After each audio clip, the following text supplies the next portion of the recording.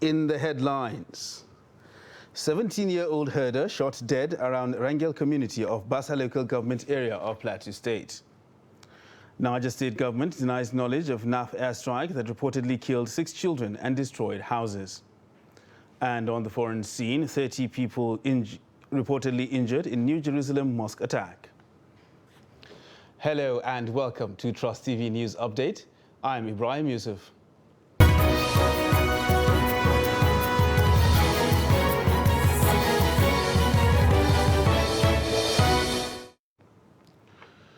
Now the news in detail. One 17-year-old Buhari Muhammad has been shot dead around Rangel community of Bassa local government area of Plateau State. 4 cows were also killed and 5 people injured in the incident. The state chairman of Gan Allah Cattle Breeders Association of Nigeria, Alhaji Abdullahi Garba, who confirmed the incident, told Daily Trust that the body of the deceased was recovered by the police. The latest incident came barely hours after 2 members of the Irigwe ethnic group were killed in a convoy of the member representing Joth North and Bassa constituency, Musa Aga. Garba said Muhammad was attacked when he took his cattle to graze and the gunmen suddenly opened fire on him. ASP Uba Gabriel, the spokesman of the police in the state, did not respond to an SMS sent to him by our correspondent. Meanwhile, the Niger State government has said it is not aware people were living in Kuregbe community in Shiroro local government area of the state where the Nigeria Air Force airstrike reportedly killed 6 children and destroyed houses. The Commissioner for Local Government, Chieftaincy Affairs and Internal Security, Emmanuel Umar, who stated this on Thursday in Mina, confirmed that there were ongoing air and ground operations by the military and other security agencies in the state. According to the Commissioner, to the best of the knowledge of the state government, there are no civilians resident in the areas for some time due to the infiltrations and activities of the terrorists, which forced the locals to seek shelter as IDPs in other parts of the state. The Commissioner said although what happened was unfortunate, the state government welcomed the ongoing intensified military operations in neighboring states and in some local government areas in the state aimed at neutralizing bandits and terrorists in the areas. Meanwhile, President Muhammadu Buhari has given all security agencies marching orders to rescue all Nigerians that have been taken into captivity by criminals and bandits. The president gave this charge and is not limited to the victims of the Kaduna train attack, but all Nigerians that are being kept against their will in several attacks. The orders were issued at the National Security meeting chaired by the president on Thursday at the State House, Abuja. Kende Amudu reports. Moving Nigeria forward is a collective responsibility that requires the contribution of leaders at all levels. This sounds like a catchphrase developed by the National Orientation Agency. But it is, in fact, words of President Buhari to religious leaders and traditional rulers who broke fast with him on Thursday night. We have acquired advanced equipment for our armed forces and the police to strengthen their capacity to confront terrorism and banditry. We have made adequate budgetary allocations for security. Whatever the security agencies request, I made it available to them immediately. But insecurity is a worldwide phenomenon. The cure and the answer is for all sections of society to do their bit and confront the criminals head-on. The president finds it strange that whole villages are being wiped out because of unpatriotic elements living in these villages.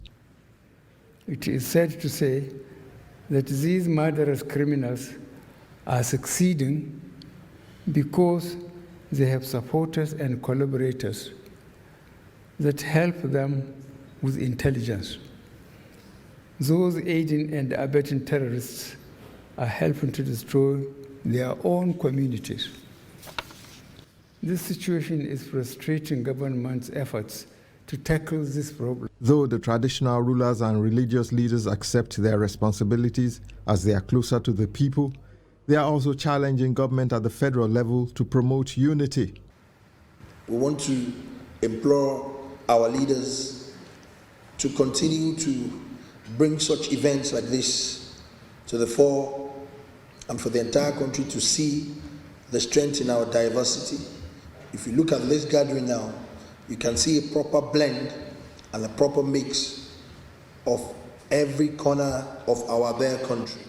Gatherings like this are only valuable if actors invited can speak truth to power, and if the truths spoken are acted upon without bias. From State House, Abuja, Kehinde Amodu, Trust TV News. And as political activities heat up, many Nigerians are not comfortable with the array of aspirants that have joined the race to replace President Muhammadu Buhari in 2023. In fact, some youth looking back with nostalgia at the years before the present administration came to power are attempting to enlist former President Goodluck Jonathan into the race. The youth led a peaceful demonstration to the former leader's office on Friday, where they intimated him on their agenda. Responding, Jonathan said he will make consultations before making a decision.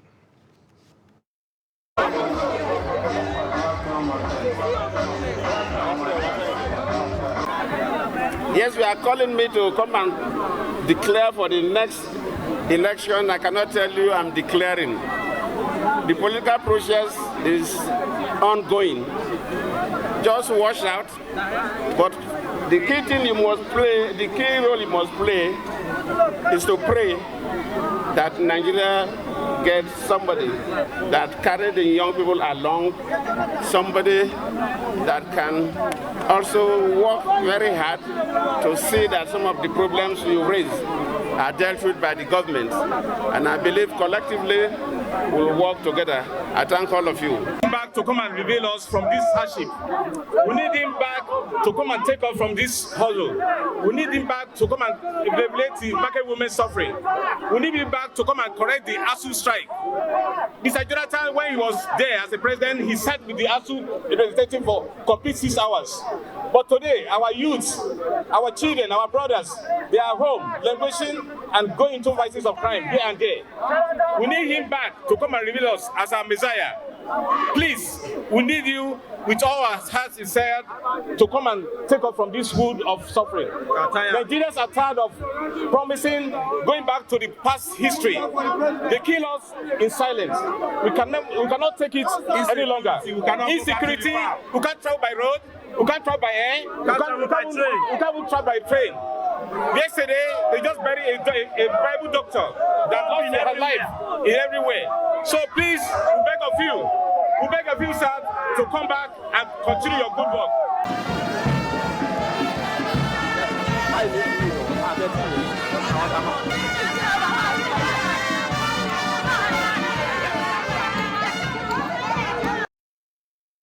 And still talking politics, the chieftain of the All Progressive Congress, APC, in Zamfara State, Abdullahi Shinkafi, has described the call for the constitution of an interim national government after 2023 from some quarters as an invitation to anarchy, constitutional crisis and political disorder in the country. He was reacting to a statement credited to Afe Babalola calling for an interim national government after President Muhammadu Buhari's tenure. The report.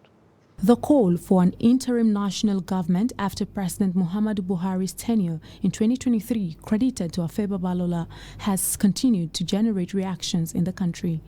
This latest reaction is coming from a chieftain of All Progressive Congress in Zamfara State, Abdullahi Shinkafi, who called on Nigerians to reject in totality the call for interim national government. He said anyone who is making that call does not mean well for the country and termed it as invitation to anarchy and political disorder. To call for interim national government is not wishing this country well. This is an invitation to anarchy. This is an invitation to constitutional crisis, and this is an invitation to cause serious political disorder in this country. So I call on each and every respected Nigerian and Nigerian to reject the call for convocation of international government under the special President Muhammadu Buhari administration. The APC chieftain also called on President Muhammadu Buhari to address the prevailing security challenges currently facing the country. He observed that the attack on the Abuja-Kaduna-bound train was a situation which has never happened in the history of Nigeria, adding that there is need to deploy modern technology to combat insecurity. So I call on Mr. President, Commander-in-Chief Forces of Nigeria, to also tighten his belt to make sure that he provides security in this country. Because what happened on the Kaduna train attack is something which has not been done throughout in the history of Nigeria, even in some African countries. On the course of obtaining APC expression of interest and nomination forms, the APC chieftain believes it is too high and will deprive young from participating in the process because they cannot afford the cost of the forms. I call on the national leadership of the party to revisit the cost of sales of form and reduce it to 50%, because this will discourage our young Nigerians, the youth who want to take part in the election, to now start running away from the party, because this shows that it's only the money bags that will hijack the exercise. Shinkafi, who frowned at those calling for the resignation of President Muhammadu Buhari, also asked all Nigerians to ignore such groups as the president is not incapacitated and urged to allow the president concentrate on providing good governance till 2023. You're watching Trust TV News Update. Still to come after the break. 15-year-old boy dies along Lagos-Abeokuta Expressway. This and more after the break. Do stay with us. Every patriotic Nigerian should hear this. Any politician who means well for the people will never allow themselves or their supporters to engage in any violent, destructive activities. No politician who truly wants to serve the people and develop the nation will encourage his followers to destroy properties or take human lives before, during, or after the elections. The Nigerian public must watch out for these traits and isolate any politician who encourages supporters to engage in violence. No genuine politician or patriot will cause trouble and seek to destroy the very society which they aspire to lead or develop. Politicians who have the good of the people at heart will not allow themselves or their followers to engage in violence, destruction of properties, and then taking of lives. Be vigilant. By their words you shall know them. Shun violence. Stay away from politicians who want you to do so. Let's join hands to make the 2023 elections peaceful. This message is from the National Orientation Agency, NORA.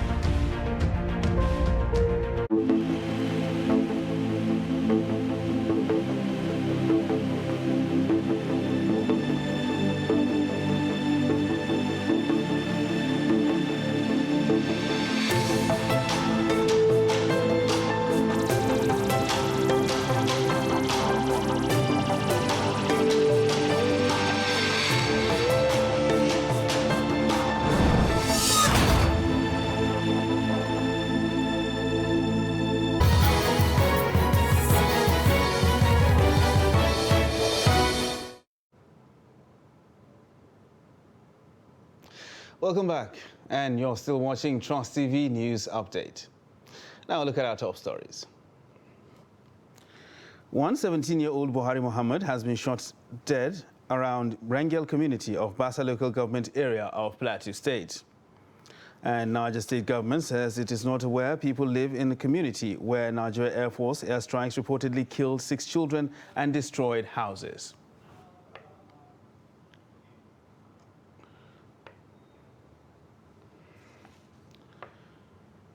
And now moving on to other news. A lecturer at the Department of Mass Communication in Enugu State University of Science and Technology, Dr. Chidebere Ezinwa, has tasked governments at all levels to take necessary action to address child malnutrition in Nigeria. In his presentation at a 2-day media dialogue organized by the United Nations Children Fund, Ezinwa said malnourished children face a bleak future. UNICEF communications specialist Dr. Geoffrey Njoku charged journalists to write data-driven stories on child malnutrition to prompt government to tackle the problem. Also speaking, UNICEF Nutrition Officer Nkeru Ezinwa in her presentation called for concerted efforts to ensure delivery of high-impact nutrition intervention to children for them to grow well and thrive.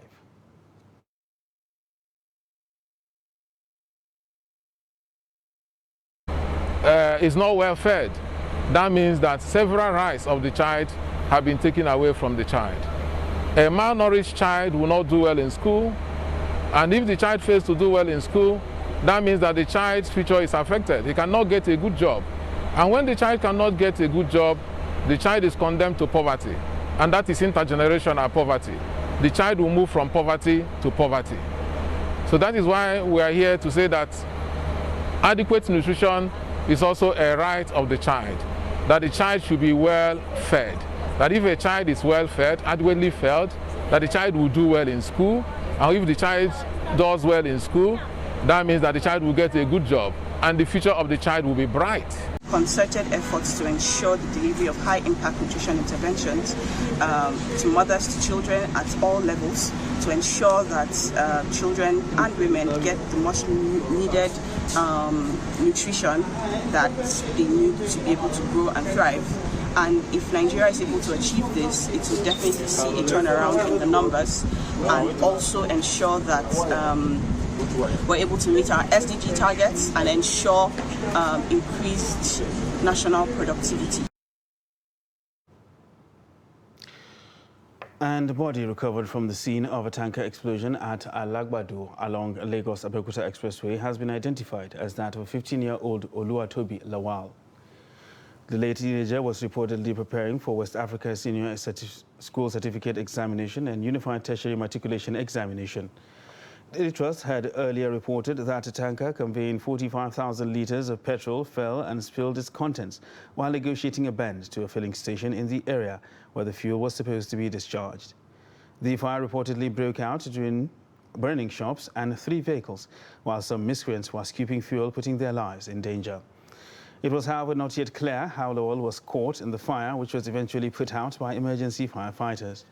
A video obtained by a reporter showed the mother of the deceased wailing uncontrollably, being consoled by sympathizers.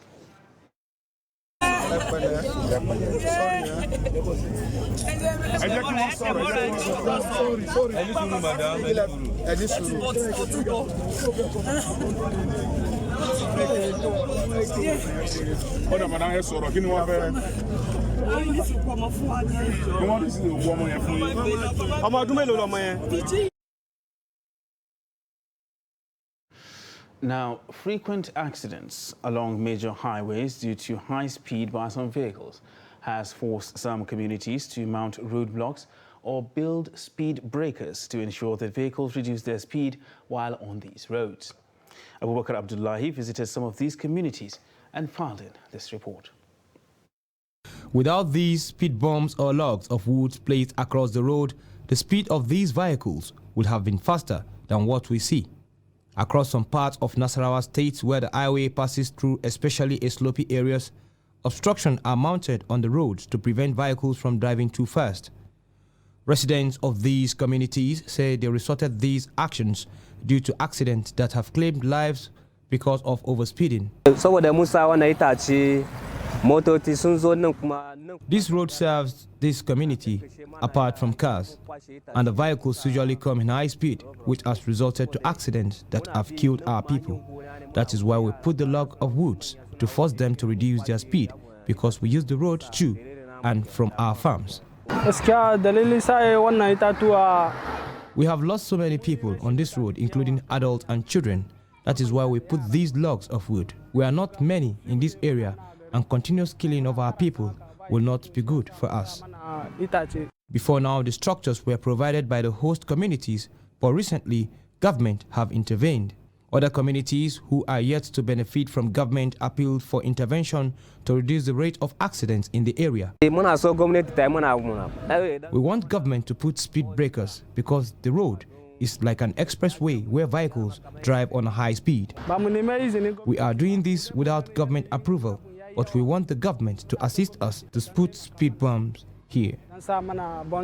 While communities where the speed bumps were being built are happy for the reduction in traffic crashes, Motorists, on the other hand, decry the reduction in the time of reaching their destinations, as they can no longer drive as fast as they used to. Efforts to hear from the Office of the Federal Ministry of Works and Housing in Lafia, which has the responsibility of looking after these roads in the state, proved as the controller was said to have gone field work. And Kano State Hisbah officials have intercepted thousands of bottles containing alcoholic drinks believed to be beer. Speaking exclusively to Trust TV, Commander General of the State Hisbah Board, Harun bin Ibn Sina, said the beer was intercepted at a time when Muslims are still observing the holy month of Ramadan. Correspondent Idris Jibrin reports. In Kano State, the Nigeria Center for Islamic Learning and Scholarship, the production, supply, distribution and consumption of alcohol are strictly prohibited, and Hisbah officials have the responsibility of monitoring and enforcing compliance. Following a special surveillance and operations during the month of Ramadan, Hisbah officials intercepted over 3,000 bottles of alcohol believed to be beer being transported to the city.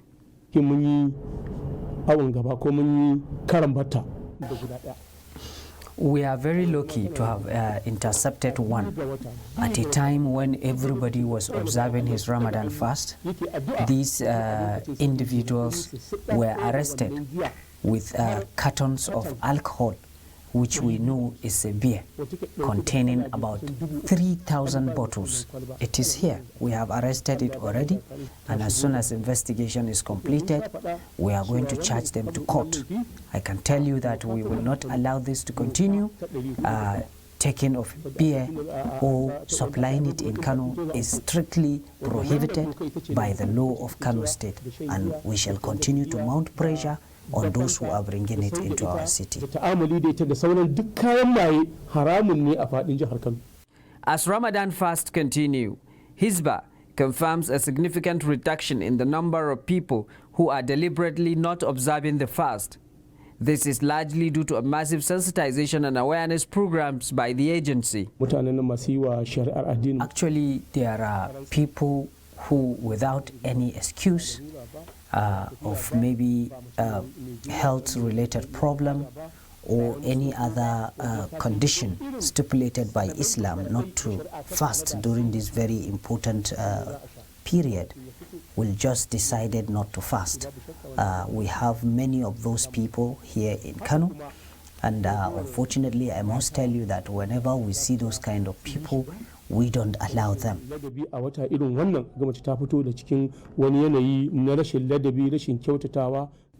While Hisbah vowed to continue its campaign of ensuring that the teachings of Islam are strictly adhered to, residents are advised to continue to pray for peace and stability in Kano State. Idris Jibrin, Trust TV News, Kano. And now look at the foreign scene, where approximately 30 Palestinians, including 3 journalists, were said to have been injured when Israeli forces entered the Al-Aqsa Mosque compound in occupied East Jerusalem, firing rubber bullets and stun grenades. The fresh raid took place on Friday morning, with Palestinians throwing stones at the Israeli police dressed in full riot gear, who waited until after the morning prayer to enter the compound. The Palestinian Red Crescent put the number of Palestinians injured at 31, including 14 taken to hospital for treatment. Israeli police said that 1 police officer had been injured after being hit by a stone. The holy site has been the center of days of violence amid heightened tensions following a series of attacks inside Israel and police raids in the West Bank, which Israel is illegally occupying. And now a quick look at sports, where Formula One great and Arsenal fan Lewis Hamilton and tennis icon Serena Williams have joined the Chelsea takeover race. It is reported that Hamilton and Serena have pledged millions of pounds to one of the parties in the running to buy the Premier League club. And with only 3 consortia still with a chance of purchasing the Blues from Roman Abramovich, one of the bids has received huge backing from the 2 of the world's biggest names in global sport. According to Sky News, Hamilton and Serena have backed the bid from former Liverpool and British Airways chairman Sir Martin Broughton. It is claimed that the duo have pledged £10 million each to Broughton's takeover pursuit. There are only 3 interested parties still in the running, with Broughton's the only British-led bid remaining in the process, with Lord Sebastian Coe another of its backers. And that wraps up Trust TV News Update for this hour. Don't forget, you can subscribe and follow us across all our social media platforms. I am Ibrahim Yusuf. Thanks for watching.